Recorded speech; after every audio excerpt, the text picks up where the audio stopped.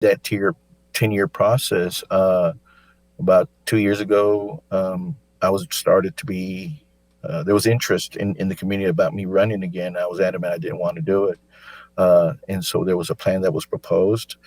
I liked it, and so here we are. And yet, and to answer the second question, no, Odessa does not have a history of not only not promoting or electing or running conservative minorities, but conservatives, period.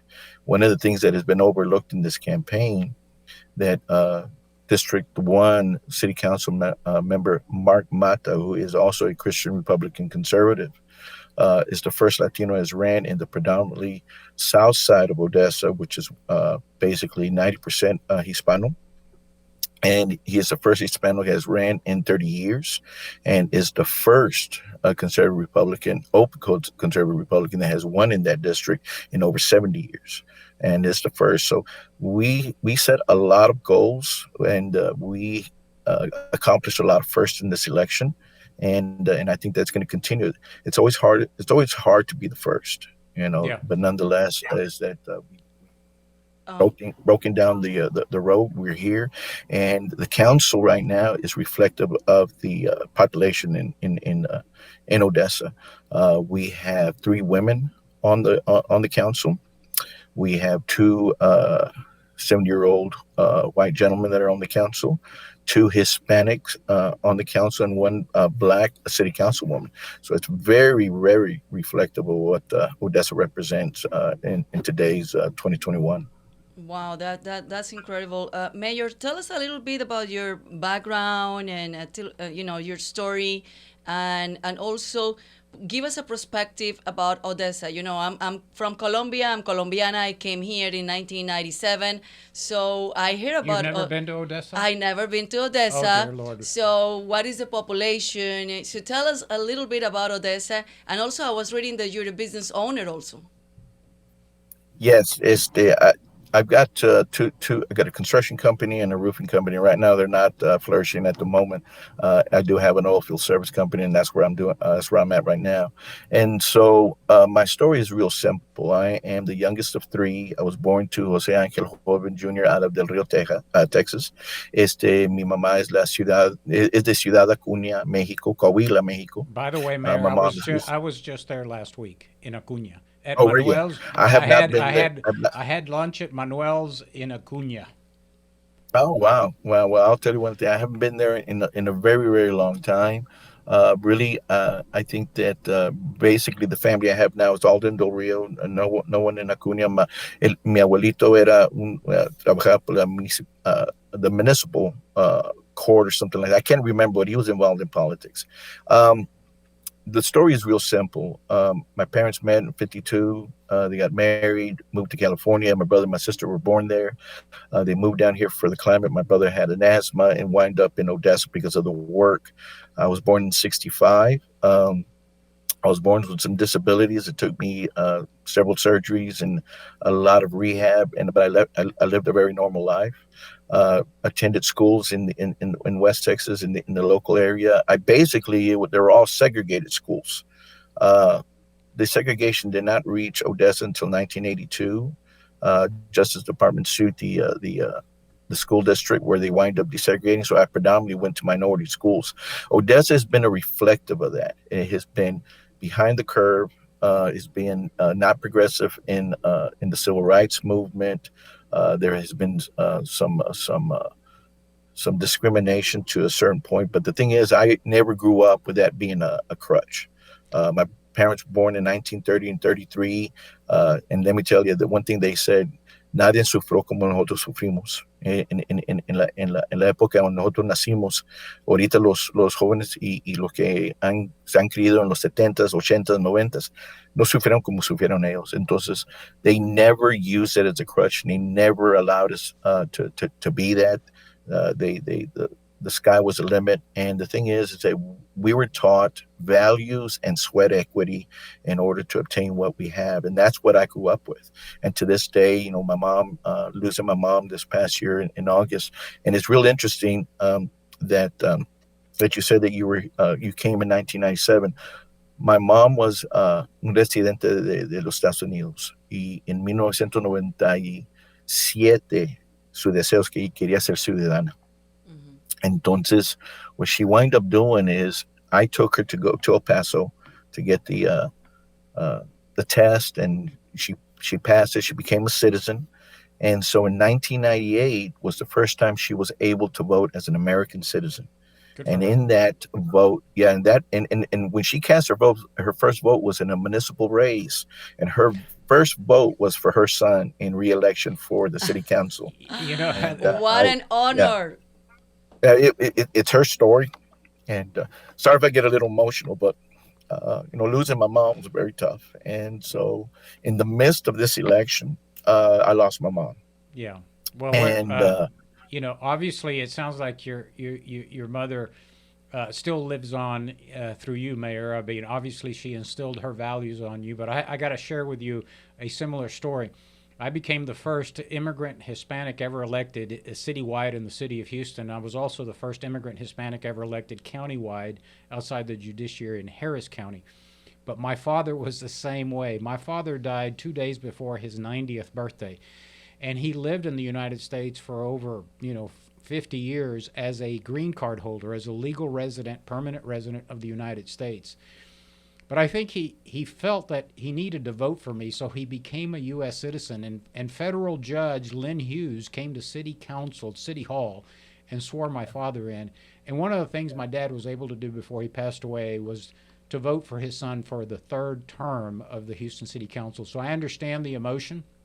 I understand what an honor it is to become a citizen and be able to have your parent vote for you. We have that in common. And I was listening to you. I just want to go back a bit into politics, because listening to you and what you said about what your mother said, that que nadie ha sufrido Lo que como nosotros hemos sufrido. lo que nosotros hemos sufrido, like the Mexican Americans did in the state of Texas, because you know Andrea's Colombian, I'm Cuban, and our experience is completely different than the Mexican Americans in Texas.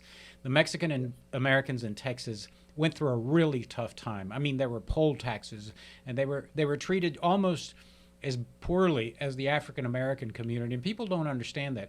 And what's interesting to me, Mayor, and I want to know from you, is how do you grow up in where you have to struggle for your civil rights, for your constitutional rights as a U.S. citizen, and have your parents struggle like they did, and you go to segregated schools, but yet today you're one of the leading forces in conservatism in the state of Texas. How does that work? In other words, how did you come to the conclusion that you're not a leftist liberal Democrat, but on the other hand, you're a conservative, in spite of what you went through personally with your family?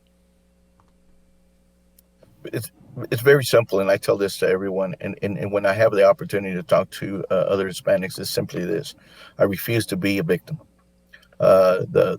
The left will always tell me that I am a victim for the reason of because of the situation that you just outlined, the poll tax and things of that situation. And the thing is that my parents refused to be victimized. And they continue to work for the American dream, and they put the American dream for me in a religious perspective. Is that they've always said is that the American dream, and a lot of people may disagree with this, but my parents' ideology has always been is God comes first. And the thing is that they always said the American dream is ideology disguised as success. And so the thing is, they always put their faith in God, and you work for God first before you walk, and then you're able to work for others. And that's how I approached my life, my politics, and raising my family. And so it was. I refuse to be a victim in anything. I don't believe in the victimization of social injustice or inequality in pay. The thing is that my father was out on the street. He comes from a family of 22. He was working by the age 11. He was organizing farm workers. He was and he did that until he was in his mid 20s. And so he realized that he could make a lot more money by organizing the workers and being able to get a percentage of what everyone made rather than a penny by the bushel. my father in building the construction companies and the roofing companies in the early 70s, did his own type of economic development. All the workers that he had were primarily from Mexico, helped them become citizens, and in the end, he taught them to be able to have something of their own, that they were never going to get ahead by working for others. And did I freeze up? No, no, you're good. And okay, and so basically is that he taught them the skills that they needed for them to be able to own their own companies, even though they competed against us. But it was that kind of upbringing that allowed me be able to, and this is what I tell many elected officials, whether at the national level or state level, is that do not come into, when you're speaking with minorities, Hispanos, regardless of where they come from, their ethnicity or their origin of nation and land, is that one message. And that message is, we here in Texas, and especially up here in West Texas, is that we want border security, we want safe roads, we want affordable health care, but not it to be. It needs to be in capitalism. We want the lowest taxes possible. We believe in capitalism. We believe in sweat equity. We believe in the defense. These type of values are basically go across genders, ethnicity. And the thing is that one thing that's always bothered me is that a customized message to Hispanics every 4 years, and as if border security only matters during presidential elections. Right. They matter all the time. And There's no so and question. it's Yeah. that type of upgrading mindset that is led me to be where I am, and people were able to relate. I wind up 3 points behind in a three-person race for mayor, and then came from behind and won my race by a 62% to 39 That's a over a landslide. gentleman. Yeah, and that's what I try to tell everybody. That is a mandate, and I ran against a banker, a 8-year incumbent on the city council, and let me tell you, it was very satisfying, and Mayor, let me the ask outcome was you. basically I heard, and you can talk about this if you like. I heard that okay. you know back in 1995 when I was a city councilman in the city of Houston, we were led by a mayor by the name of Lee Brown. He used to be the former police commissioner in New York and police chief in Atlanta and police chief in Houston and former drug czar of the United States. But he came up with this crazy idea because this was a movement in California to create a sanctuary city in Houston. And there's no ordinance that says that Houston is a sanctuary city, but it's sort of a wink and nod policy. I understand you created a sanctuary city in Odessa. Can you elaborate on that?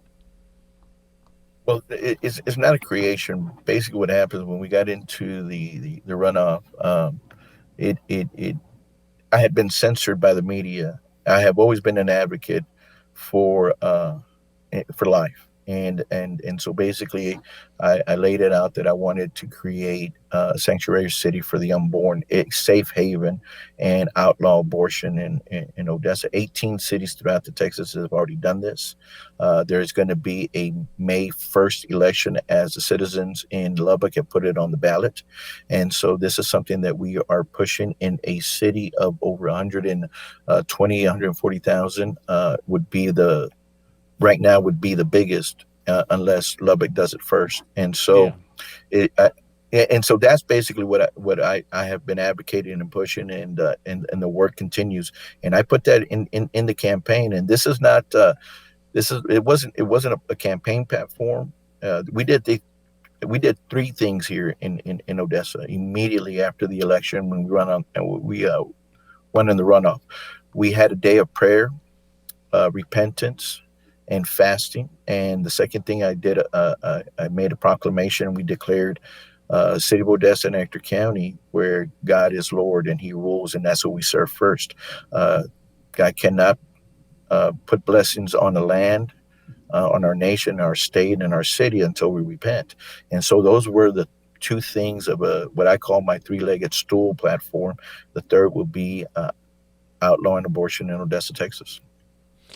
It's interesting, and for those of us that are watching, Andrea, you'll remember this because you covered the city council, but uh, sanctuary cities in urban areas like Houston generally means that uh, we were not going to engage in helping the federal government with deportation, Yeah, especially yeah, of yeah. illegal aliens that are criminals. I mean, it's ridiculous, right? Once you're arrested, you should be deported. If you're coming here illegally and you're committing a crime, you should be deported. I mean, I think everybody universally agrees with that, except these urban cities that have declared themselves as sanctuary cities for illegal aliens. Correct. And so the mayor created a sanctuary city for life for the unborn, which I thought that was pretty interesting. Mayor, I have a question. So you're making history for sure, and you say that it's so hard to be the first, but of course, it's not going to be the last one. What you guys are planning to do? I know you have a lot of work as a mayor right now, but after you finish your term as a mayor, hopefully you get reelected. What are you guys doing, you and the community over there in Odessa, to not be this the last person to be an official elector? The Latinos, we need more our voice, we need more leaders, and we need more representation. Well, what we've done here locally is we still continue to recruit. We recruiting for and it's not just Hispanos. We're looking for conservatives, and they have to be Hispanos, even better for myself. But we're still doing our recruitment more for city council. We're putting them creating positions on our local Republican, Ector County Republican board and party for volunteers. We do training. We're recruiting for our hospital board, our school board, our college board, our county commissioners board, uh, doing outreach to the east, to the west, to the south, to the north, and connecting with other elected officials, Hispanos, and other Republican parties, Republican women groups. And so it's creating a network and basically sharing our plan and the vision. And because the thing is everywhere throughout West Texas and the plains all the way up to Lubbock and Amarillo, the Hispanic population is huge. And in most places, it's a majority minority county. And so they're wanting to know what we've been doing the last 10 years. And we, we're limited in time, but nonetheless, I have been on the phone in San Angelo. We have in Fort Stockton, Monahans, Pecos, Lubbock, Amarillo, Brewster. Arlington. And so we're just sharing what we've done in the last 10 years, and networking and networking and networking, and basically saying is that you have to engage, and you can't do it just for election time. It's constantly, every day, every week, every month, year after year after year. You just got to keep pounding the rock with your hammer until you break it. It's not one hit, but it is the thousand before that last one that cracks it. And that's how you're going to have to approach it. And that's how you're going to be able to maintain. And if we as responders don't do that, the thing is, it's our fault. That's right. Mayor, we have a question from our viewers. As Rafael Bejar, a friend also of the Texas Latino Conservatives, he said, "What is the Mayor Joven thought on the closure of Keystone Pipeline and general assault on U.S. energy?" Well, it's definitely hit me right away. But and the thing is that you know we hear we don't like the fact that we lost 20,000 jobs right away. We're going to get sued by Canada, but nonetheless, there's been a lot of questions whether Texas could take up and complete the pipeline, and it is a federal issue. Uh, the ramifications is, even what's happened in New Mexico, where they're not with an executive action 60-day moratorium where nothing is being signed, change orders on permits, even though we bundled up many permits ahead of time anticipating this was going to happen. The residual is that my business has increased because everything's shifting into Texas, especially when I'm just a tenth away from the New Mexico border. So definitely it's not a good thing, but the side effect is that here in Texas we're going to be able to benefit somewhat, for the reason is that we're primarily private. But let me even make this point with the executive action that President Biden took. It doesn't only just hurt federal land not being able to drill at this moment, but it also uh, does not. It basically affects Indian reservations as well. And so there is a lot of cumulative damage that is taking place right now. But the thing is that we've gone through this. We Yeah, will Mayor, but continue to that get through this. fits right into the left's strategy. In other words, for Yes, example, if they eliminate drilling and exploration in federal lands and reservations, you create more victims instead of having.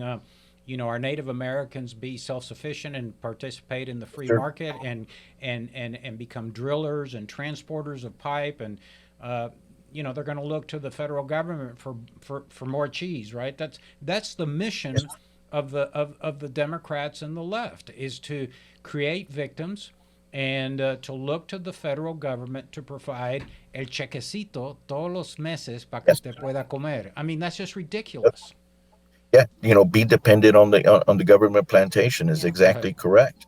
And the thing is that and people need to be really aware that that's exactly what it is. They want for government to be their god, and that is the wrong way to go.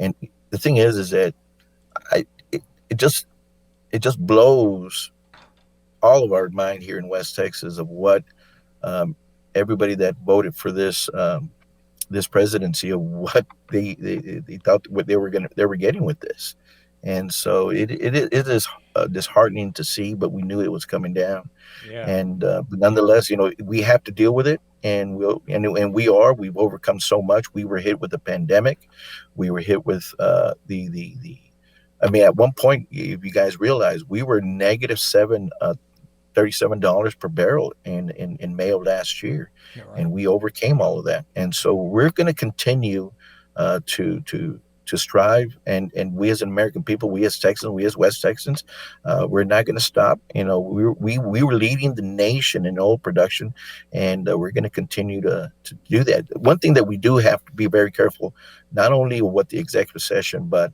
under the Obama administration, this Biden administration is going to do to come to for private drilling is they're going to weaponize the Department of Interior to find ways by declaring a species or plants and put them on the endangered species list, and Right. that is the way they're going to attack us. And we're prepared for that, and we will definitely overcome it. Governor Abbott was down here in West Texas and signed a lot of executive orders that we're going to basically start issuing lawsuits and not allow the federal government and Biden administration to try to shut us down. Good for you.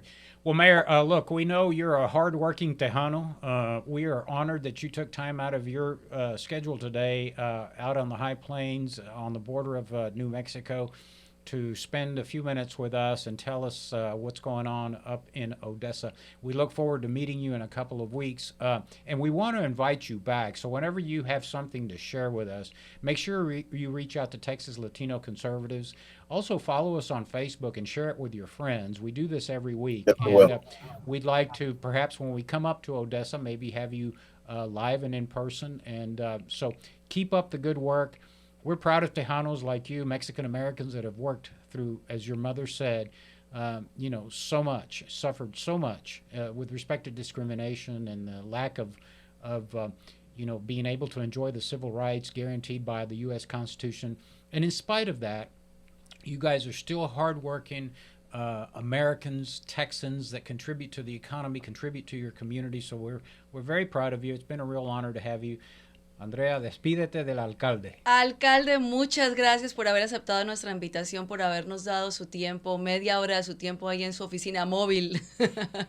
Y por favor, vaya a su Facebook, comparta este en vivo para que su comunidad también nos vea y para enviar ese mensaje a toda nuestra comunidad latina aquí en el estado de Texas.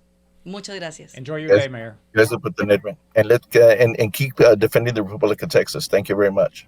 Thank you, Mayor. Okay, well, what an honor, huh? Oh my God, From what a story. and I didn't ask him, but his office is probably a Ford F-250. I hope he's not a Chevrolet guy. What a story. I love it. And you know what? Today we're going to try to do Again? what we did, I guess it was two shows ago. Allow people to join us live and ask questions and share their thoughts about our show or about whatever they feel like sharing their thoughts. No, I mean with respect, because if it's Yeah. not respectful, well, we're gonna just take you out of the call. But if you go to the description, and I think let me ask the producer Mark, we have the link in the description. Okay, so if you go to the description, it's gonna be a link. You just click on the link, and it's gonna take you to live with us. It's like in a call. You just get into your phone, and the producer is going to allow you to be live with us, so you can talk to us, you can share your thoughts, and with respect. Yeah, remember, this is a G-rated family program, so we don't care if you have an opposing opinion. We don't care if you're a liberal, socialist, left-leaning Democrat that wants to kill jobs in Texas, hates oil, wants to stop exploration, wants to create dependency in the state of Texas so we can all get a box of cheese. We don't care about that. Yeah, right? Call in. We'd love to have that conversation with you, but, I got to tell you, there's a tide of conservative Tejanos, Mexican Americans, Latinos, immigrants in the state of Texas that have had it about up to here with the liberal left's message. It ain't working. All you guys had to do is look at the last election in 2020 down in South Texas. Y'all are still scratching your head why all these Mexican Americans are voting conservative. You just saw the mayor of Odessa, Texas, which is heavily dependent not only on the oil industry, but on cotton and farming. These are people that work the earth. They're just as conservative environmentally as you leftists are, but they want to be independent. They want to determine their children's future. They want to pick their own education. They want to pick their own doctor. They want to pick their own church, what community to live in, what temperature to set their thermostat, what kind of truck, whether they want to buy electric or gas-powered or diesel-powered.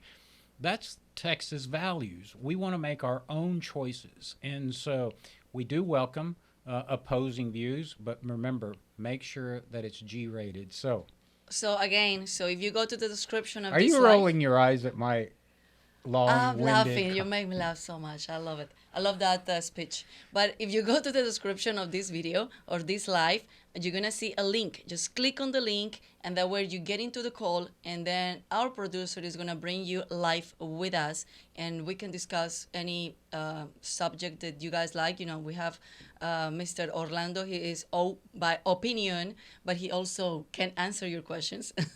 Well, I hope to. Yeah. And speaking of that, Andrea... so I got a lot of comments. Okay, I wanna tell you this. I got a lot of good comments about our show last Wednesday that we have the honor to have Chingo Bling, and people were telling me like, wow, I didn't know about his story. I didn't know about his views. I love when he said that a year and a half ago, which is recently, he started like really reading and getting deep into politics and understand better the situation. And he became a conservative. And he realized that he was conservative. Right. No, not that he became, but he realized that he became a conservative. So people were telling me like, we need more Chingo Blings. Yeah, well, he doesn't want the government cheese either. That was awesome. He's an entrepreneur. He's a businessman. He's got a recording label. He's a stand-up great comedian. He's a Houstonian. He's up by the bootstraps in Houston, Texas. And that's what we do here at Texas Latino Conservatives. We're trying to show the state of Texas that, just because we're Hispanics, because we're from Mexico or from Cuba or Colombia or Peru or Guatemala or El Salvador or Nicaragua, we're not dependent on the government. We're here to contribute. We're here to work. We're here to make our own decisions, and we're realizing that's conservatism in Texas. And we hope the Republican Party across the state of Texas wakes up and realizes that they probably need more people like Chingo Bling and Mayor Javier Joven and Orlando Sanchez and Andrea Gomez and Freddie, Mr. Pacheco down in Clear Lake and Freddie Arellano down in Maverick County and Luisa del Rosal in Dallas and all of the conservative Latinos in the state of Texas. Monica. Down in Harlingen area? Okay, so remind me her last. I'm very bad with names. Bueno, eso es lo que le decimos la vejez. Well, yeah. I mean, in 2 years I'm gonna be 50, so I'm starting like losing don't my. Say that. I mean, It's fine. everybody thinks you're 32. No, I'm so proud of my age. It's fine. Really? Oh yeah. I had to make her feel good this morning because I told her she's like fine wine.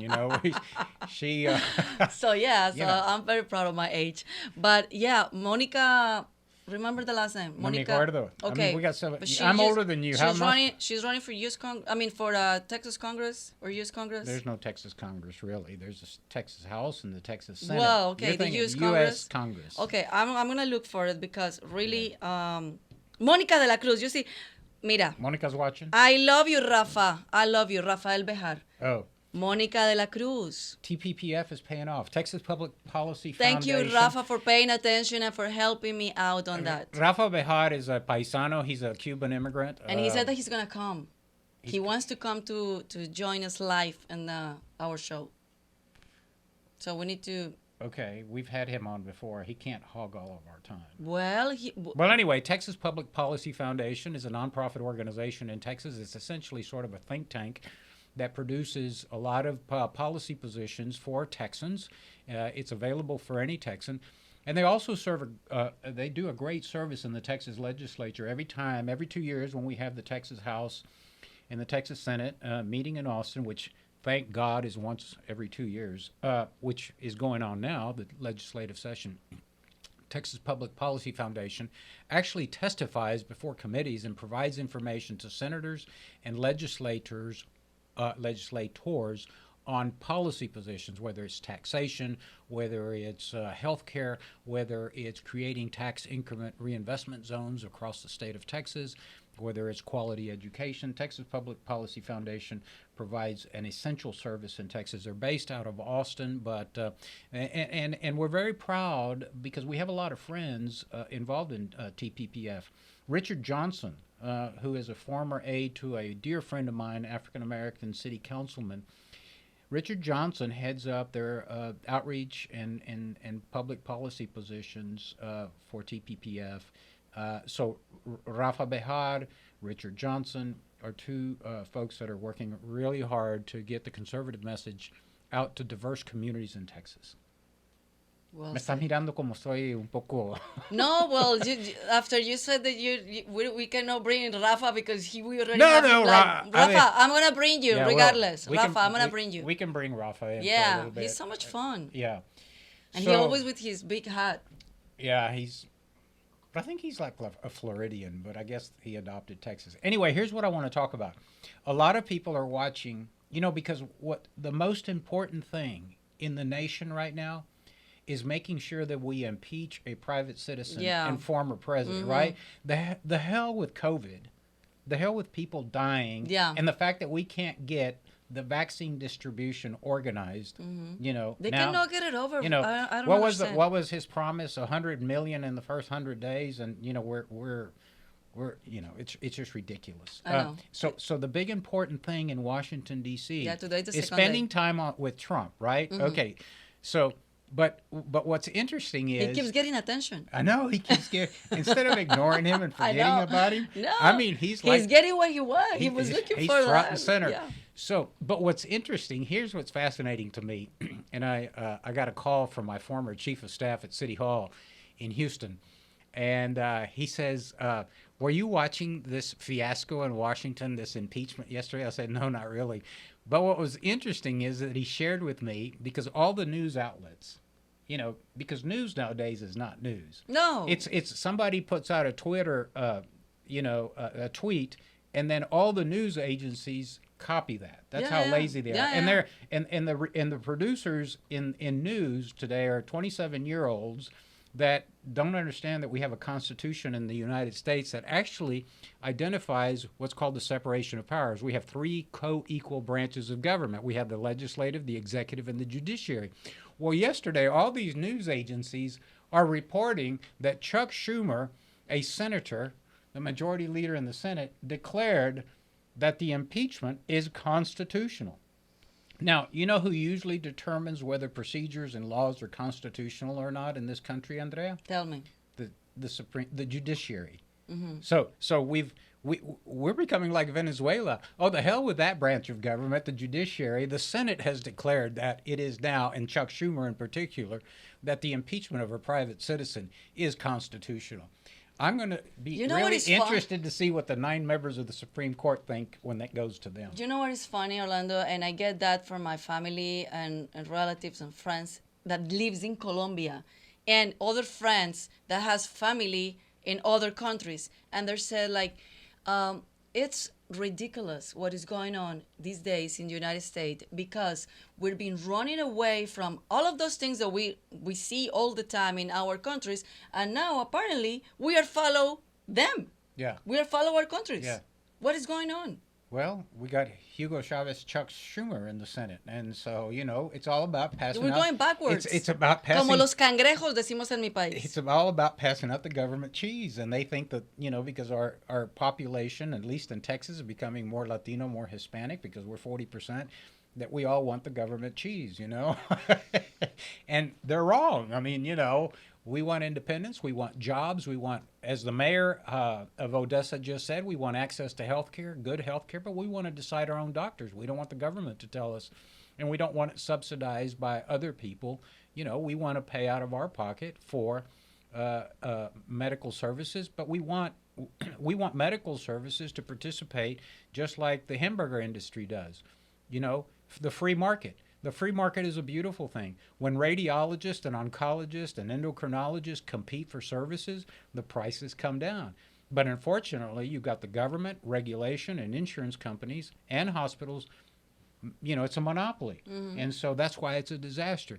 Let medicine, let education in the state of Texas compete in the free market. The free market, as Milton Friedman used to say at the University of Chicago, is a beautiful thing.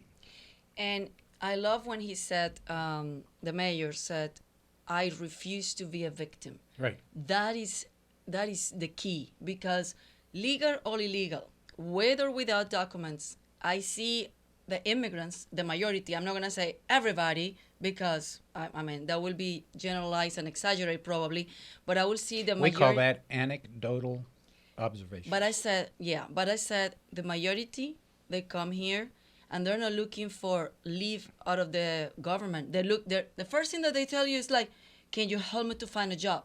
Right. And with or without documents, even if they cross the border walking, like, can you help me to find a job? Right. I need a job. And then you have liberal organizations, a nonprofit that says, "Oh, we'll help you get on welfare. Yeah. We'll help Why? you. We'll help you. Get free government health care." I mean, nothing is that's for not, free. That's Who said that is free? That's not what us immigrants are here for. We're here to become Americans. We want to be accommodated. We want to live under the beautiful Constitution and the Bill of Rights. We eventually want to become U.S. citizens. We eventually want to participate civically in every aspect, but we're not here for the government cheese, for God's sake. And that's what's, and I hope Republicans wake up and realize that there's only one place the Republican Party in Texas can grow, and that is in the Latino community. Yeah, and correct. So that's what we do. We don't tell you how to vote, although our title is Texas Latino Conservatives. You make that decision yourself. But as you can see, there's a multiplicity of conservative Latinos in the state of Texas. Now, if you want to participate, Andrea says there's a link. I'm not as technically savvy as my colleague here. You go in the description on top of this live, and you're going to see a link. It's something that is very highlight with different letters. So you just click on that, and our producer is going to bring you here live with us. Hopefully we have somebody brave. Well, I was going to say, hopefully the ladies watching us are in, putting on makeup and fixing their hair, and the guys are out shaving and because I'm doesn't sure matter, guys. We don't care what you look like. Just come on the program. En inglés o en español, it doesn't matter. Claro que sí. Si quieres conversar en inglés, en español, aquí se te tiene, lo que sea. Lo que usted quiera. Si tiene cualquier inquietud y tiene una pregunta sobre COVID, la educación, la salud, aquí estamos disponibles para ayudarlos, porque aquí estamos es un servicio para ayudar a la comunidad. We don't care what your legal status is. We certainly don't have CBP here. But that doesn't mean we're promoting illegal immigration. That's another misconception. People don't realize that even the farm worker Chavez, what was his name? And God, are we getting old? What's his name? What's her name? Who's Chavez? The farm worker leader in California. So Cesar Chavez. Cesar Chavez hated illegal immigration because it was hurting the workers, the migrant workers that were already in the California fields. So they maybe at the time were making $5 an hour, but the illegal immigrants were coming across saying, "Well, we'll charge 350." So Cesar Chavez even understood that you can't have illegal immigration in a country that is participating in the free market, because it damages the wages that the existing residents of California are earning. So And I was and like, so that's our position. We're against illegal immigration, and we don't care if you have to build a wall, if you have to put the U.S. Army down there, if you have to grow the Customs and Border Patrol numbers and ranks. As Chingo Bling said, it was kind of funny, what is that? because he said he went to Mexico and he came back, and he went through a border patrol checkpoint, and it was a Mexican asking the Mexican all these questions about whether you're a legal citizen or a resident. I think that's hilarious. It's Well, true. Yeah, yeah. So another thing that I love about our guest today, the Mayor Joven. Bueno, he's joven. He He's is very joven, and joven. nosotros estamos como ya viejos. Joven and handsome. Joven and He's probably handsome. got a full head of hair. The only thing I didn't like is I think he was wearing a Dallas, Texas Cowboys hat. Why you don't like it? Well, we're in Houston. We got it. Well, but it's a good We got team. but we're called the Texans. Nah, We're well, the yeah. we're an encompassing football team. Hopefully, we'll have a better team this year. Hopefully, we always We always hope. but our name It's is the always a hope. Texans. It's more encompassing. So what that he said that his mom came to this country, I put a point that I came 1997, and I share the same feeling like she had.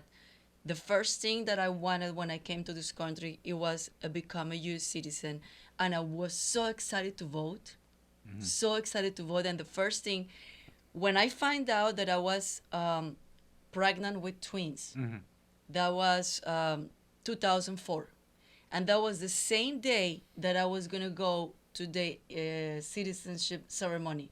So I became a U.S. citizen the same day that the doctor told me, "Congratulations." I already knew that I was pregnant. Congratulations, they're twins. So it was a triple happiness for me, because I became a U.S. citizen. I find out that I was pregnant with twins, and I left the ceremony, and tables outside asking you if you want to register to vote, and that was the first thing I did. And since then, every time I just vote, and What year especially was I that? became because I wanted to vote for you, Orlando. That was my next That was- question. Did you vote for me on the city council and mayor of the city of Houston? And also for a treasure. Of course. I like that. Of course. A liberal- we were friends already. And you worked at Univision. I was working at Univision. Trabajabas con in los that time. izquierdistas, Univision. In that y time, they were votaste- not that bad. No, they weren't. They were very good. They were not They that were bad. very good. Let's give them credit. I give credit to Univision. Back in the 1990s, they were very involved in especially here in Houston, Channel 45 covered municipal issues I was there every week. extensively. I was there every They've week. checked Remember, out that's now. how we met. Yeah. I was there every week covering city council. Yeah. I was there every. And now they're promoting government cheese. No, and I was and I was also covering Commissioner's Court. Yes. I was working also covering. Oh, Channel 45 in Houston, Univision doesn't even know what Commissioner's Court is. No, nobody covered that anymore. But Well, that was unless so Lena important. comes out with a big leftist Well, position, yeah. More government cheese. And with the mask with the different colors. Yeah. So I've been getting a lot of calls. I've been meeting a lot of chairmen and chairwomen across the state of Texas for the Republican Party, because they are reaching out to us. And we're happy to meet with the leadership of the Democrats if they want to reach out to us and find out more about conservatism, but the phone isn't ringing. But the Republican leadership is calling, and a couple of common questions are coming up. How do we get more Latinos, more Tejanos involved in the Republican leadership in the state of Texas? And the answer is it's hard work, but it's outreach. You've got to go out and invest time in those communities. Here's what I'm telling a lot of folks. And by the way, urban Texas is completely different than rural Texas. So, but for urban areas like Dallas County, Harris County, Fort Bend County, Bexar County, one of the ideas that I had many, many years ago, and frankly, I'm going to give some credit to Gary Pollan, the former chairman of the Republican Party of Harris County. We came up with this idea that the Republican Party ought to host a citizenship forum. Okay. Okay, and so that the Republican Party of Harris County, for example, this can be done in Dallas County, can find volunteer lawyers, volunteer law enforcement, maybe local constables to come and fingerprint people, and help people that are eligible to become U.S. citizens, following the law, to fill out the paperwork and answer questions. And what keeps a lot of eligible people from becoming U.S. citizens that are conservative is the inability to pay for the legal fees on top of the application fee. Yeah. So if the Republican Party of Harris County could host a forum for legal aliens. I used to be a legal alien before I became a naturalized U.S. citizen. So are you. Now you're alien. No, I'm a citizen. I'm a naturalized United States citizen. But anyway, so, that's one way to reach out to the community and to begin to repair the image that the liberal left media has created of Republican parties in Texas and across the country, because they portray the Republican Party as being anti-immigrant. Nothing could be further from the truth. Most Republicans are pro-legal immigration. Let me repeat that. Almost 99.9% of Republicans, conservatives, are pro-legal immigration.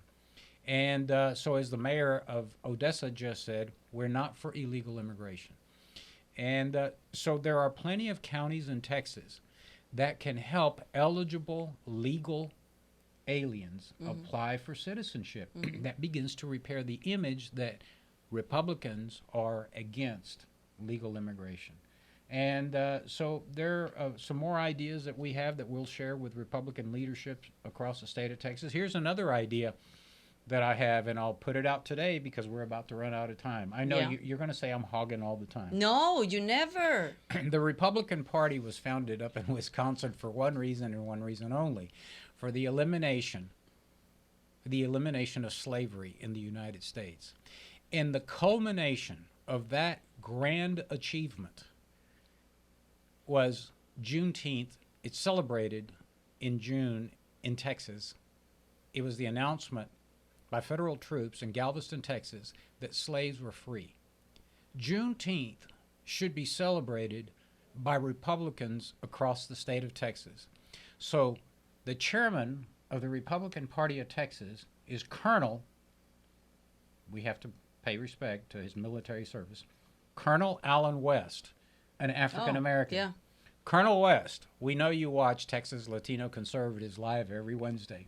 He does? Oh, yeah. Oh, wow. Anyway, Chairman West, Colonel West, you need to organize the biggest Republican rally in Galveston County, Texas this year to celebrate Juneteenth, which is the culmination of the victories won by the Republicans beginning with Abraham Lincoln. Isn't that a great idea?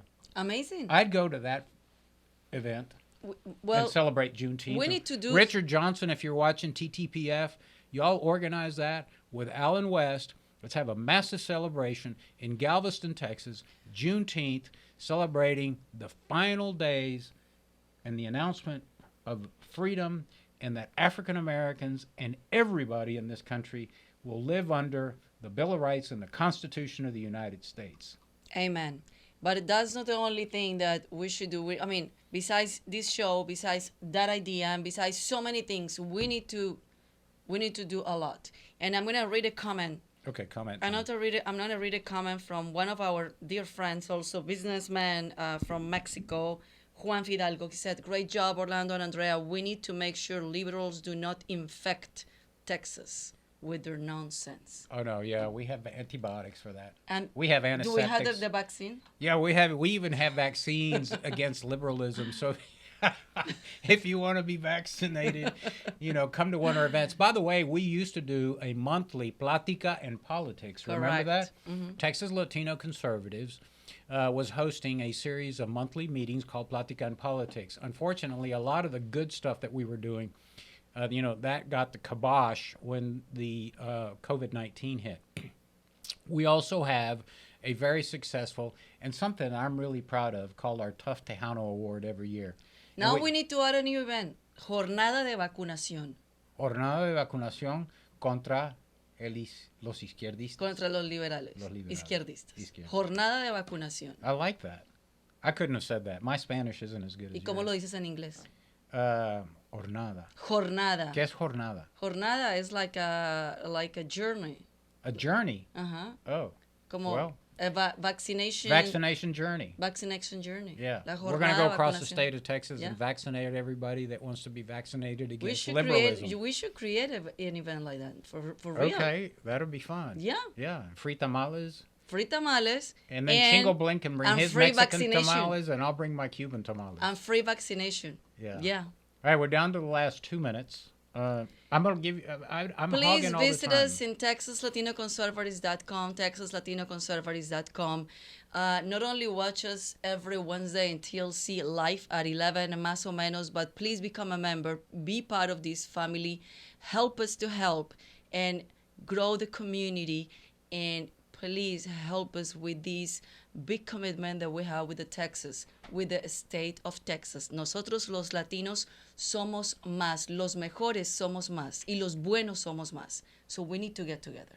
Necesitamos escuchar la voz del conservador latino y tienen que participar más en el proceso político y tienen que inscribirse a votar también. Totalmente. So, and Andrea won't make this appeal because, go to our website. Everything you see in here, these microphones,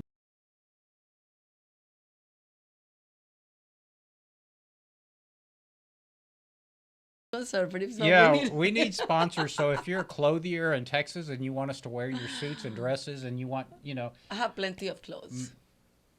I have a lot. I have 3 closets. Okay, well, I could use a. Yeah. You can use it. Yeah. So anyway, we gladly will take sponsors. We'll showcase your clothing. But I will be good. But all of this costs money.